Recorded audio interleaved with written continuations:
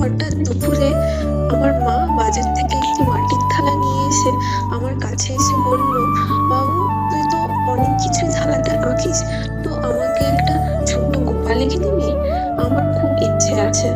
তখন মায়ের আবদার রাখতেই তো হবে, কিন্তু কতটা ভালো আঁকতে পারবো তা ঠিক জানি না, তাও চেষ্টা করবো।